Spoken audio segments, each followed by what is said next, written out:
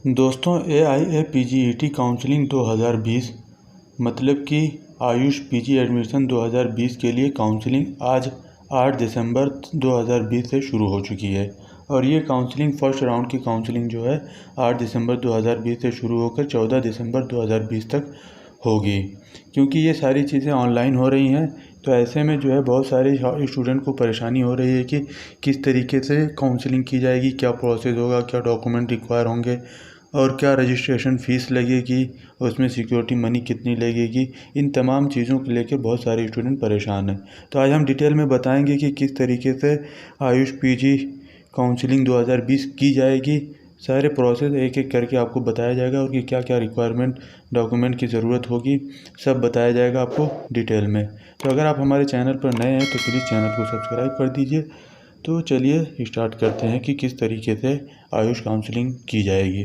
दोस्तों AIAPGET 2020 counselling पूरी तरीके से ऑनलाइन कंडक्ट कराई जा रही है और इसको ऑर्गेनाइज कर रहा है Ayush admission central counselling committee मतलब कि AACCC इसको ऑर्गेनाइज करा रही है। तो आपको सिंपली क्या करना होगा कि आप गूगल पर जाकर www.aacc.gov.in पर क्लिक करेंगे।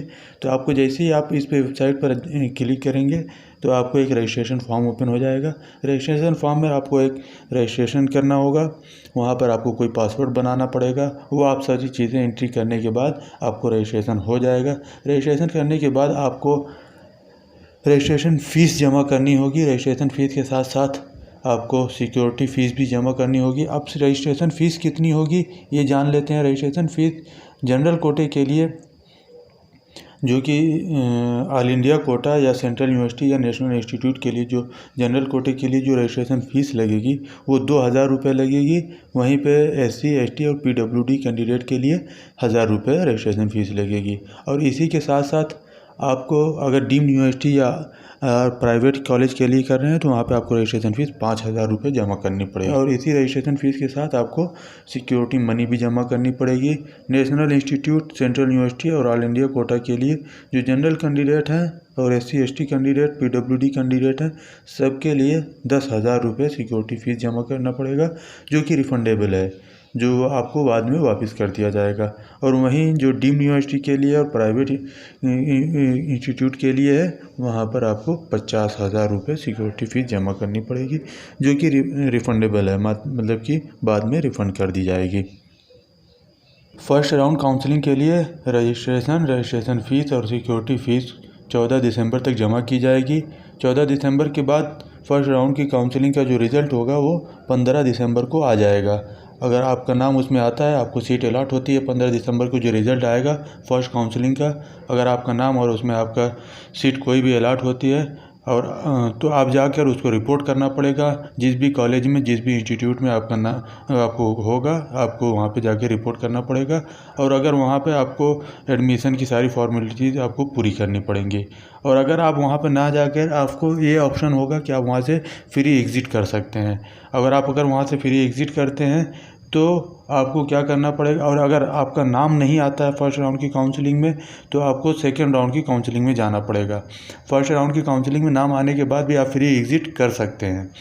और अगर आपका नाम नहीं आता है तो आपको सेकंड राउंड में दोनों कैंडिडेट जा सकते हैं।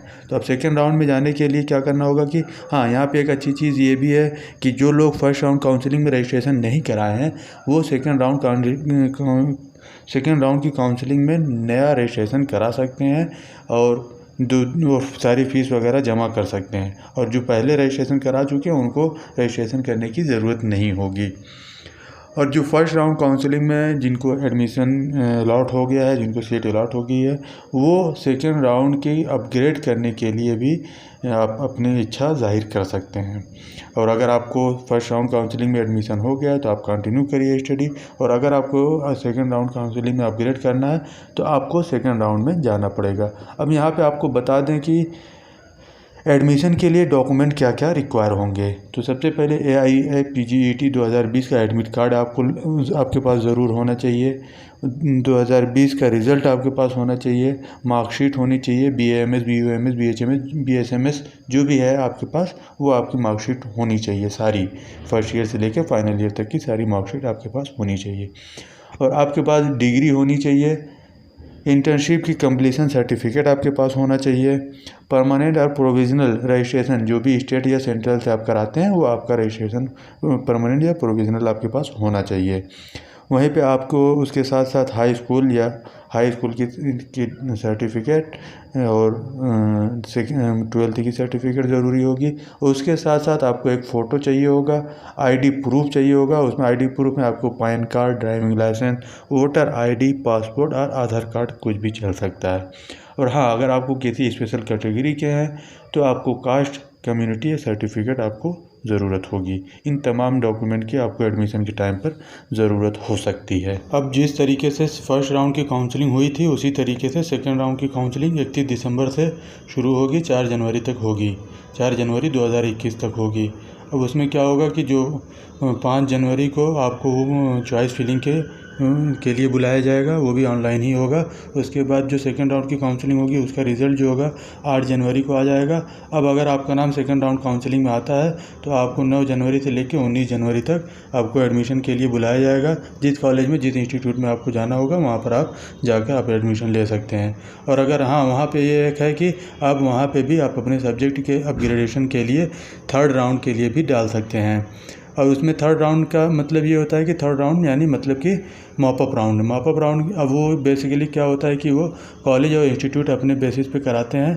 तो वहाँ पर वो थर्ड राउंड के बारे में मैं ज़्यादा बातें नहीं करूँगा क्योंकि वो कॉलेज के हाथ में होता है। तो वहाँ पर जो चीज़ें बताई जाएगी वो आपको करना होगा। दोस्तों, इसी तरीके से आप अपना रजिस्ट्रेशन, काउंसलिंग और एडमिशन प्रोसेस को कंप्लीट करेंगे। अब कुछ क्वेश्चन भी हैं आप लोगों के मन में जो हमारे पास आए हुए थे कि इसका जवाब दें। तो क्वेश्चन ये है कि काउंसलिंग के टाइम पे क्या क्या डॉक्यूमेंट की ज़रूरत होगी। तो ऐसे काउंसलिंग के टाइम पे किसी भी डॉक्यूमेंट की ज़रूरत नहीं होगी, लेकिन ये है कि जो एंट्री करेंगे आप काउंसलिंग के टाइम पे तो उसके लिए आपको ओरिजिनल डॉक्यूमेंट से ही वो एंट्री करनी होगी। और उसके बाद जो कॉलेज अलॉट होगा आपको वहाँ पर रिपोर्ट करने के लिए ओरिजिनल डिग्री सर्टिफिकेट वगैरह ले जानी होगी। अब उसके बाद ये होता है कि कुछ लोग ये पूछ रहे थे कि जो चॉइस फिलिंग होती है वो कैसे की जाएगी, कहाँ की जाएगी। तो चॉइस फिलिंग के लिए आपको कहीं जाने की ज़रूरत नहीं है, ये ऑनलाइन ही हो जाएगी। उसके बाद ये होता है कि एक सवाल ये था कि लोगों का कि कितने चॉइस फिल की जा सकती है IPGT में। तो इसमें कोई लिमिट नहीं है, आप जितना भी चाहें चॉइस फिल कर सकते हैं।